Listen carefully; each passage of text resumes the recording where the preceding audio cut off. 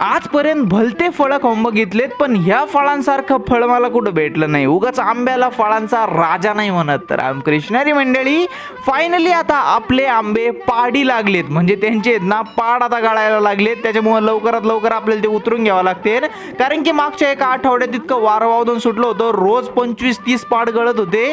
त्यासोबत कच्च्या कायऱ्या पण पडत होत्या. त्याच्यामुळे बाबांना मी डिसाईड केलं होतं की लवकरात लवकर याला उतरून घ्यावं लागन.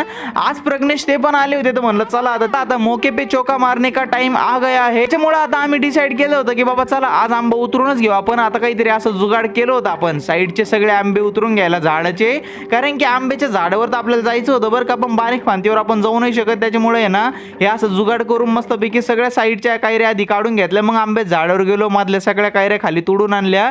2 आंबे आज उतरवलेत, बाकीचे आंबे पण हळूहळू उतरू. पण अशा 7 कॅरेट भरून कायऱ्या निघल्यात मस्तपैकी. त्या आता आडी लावली बाबांनी त्याची गोधड्यामध्ये. हा, त्याच गोधड्या जे आपण अंगावर घेतो. आपण काय कार्पेटला पिकू घालत नाही आणि भुसात पण पिकू घालत नाही. आता नेटकीच आंबा उतरून झाला होता आणि जेसीपी वाल्याचा पण फोन आला होता की बाबा मी येऊ राहिलोय, कालपासून त्याची वाट बघतोय आणि आज गडी येऊ राहिलाय. आणि म्हणलं चला बोल लवकर आता जेवण वगैरे करून घेऊ. जेसीपी वाला आला का टाइम नाही भेटायचा आपल्याला. जेवण वगैरे करून म्हणलं 1 तास झाला, 2 तास झाला. प्रज्ञेश मी कंटाळून टाकीत पाहायला गेलो. नंतर मग जेसीपी वाला आला, त्याचं काम त्यांनी चालू केलं. म्हणलं आता तू त्याचं काम कर, आम्ही आमचं काम करतो. मग सगळं जेसीबीचं काम वगैरे झालं होतं. पप्पांना पण नगरला जायचं होतं, त्यांची ती ऑपरेशनची पट्टी चेंज करायला. आता प्रज्ञेश ते पण सुट्टी घेऊन आले होते 1 दिवसाचीच. ते पण मग त्यांची सुट्टी संपली, ते पण निघाले होते. चला आता भेटू एक नवीन व्हिडिओमध्ये. टाटा बाय बाय.